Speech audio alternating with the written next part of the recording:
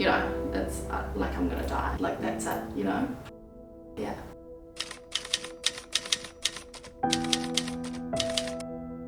My name is Jess, I'm 27 years old. I grew up in a small town called Waiuku in Auckland, and I was diagnosed with stage 4 colon cancer last year in March.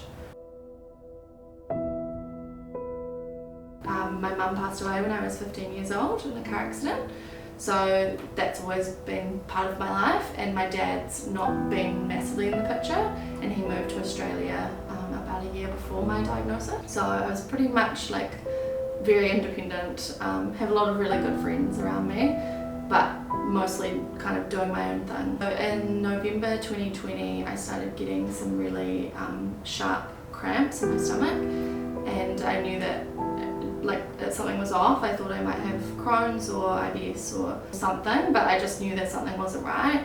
And then in March I was living by myself and I was in so much pain that I called an ambulance because I thought I might pass out and no one would be there.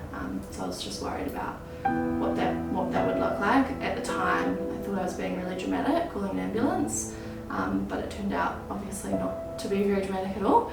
And as soon as I got in the hospital I needed 4 blood transfusions because I was severely anemic and I had no idea.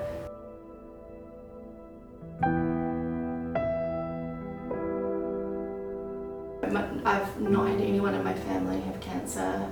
I had no idea what that even meant. I sort of thought initially that like my body was like faulty, like I just had no idea. I thought it was like a poison that just went everywhere and like was just basically gonna kill me. Like that was my initial thoughts on cancer, like that's it, you know.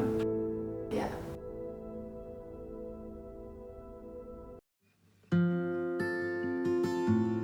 So I had a nurse that would call me every week and just check in on how I was doing, and especially she would call after my infusion and just check in like how the side effects were and basically just ask if I had any questions about anything, which was super helpful. Cancer Society also sent me at the beginning of it all just like a lot of information about what they offer and kind of like the process, and yeah, like they were a big help. Yeah, it was just nice to have somebody there that understood what I was going through but also was able to be kind of like just like a friend on the phone at the same time. I think especially for me, not having as much support as some people was really helpful. So obviously I'm not lucky that this has happened, but I think I remember feeling really grateful that I had the opportunity to like fight for my life and that things were probably going to be okay. Yeah.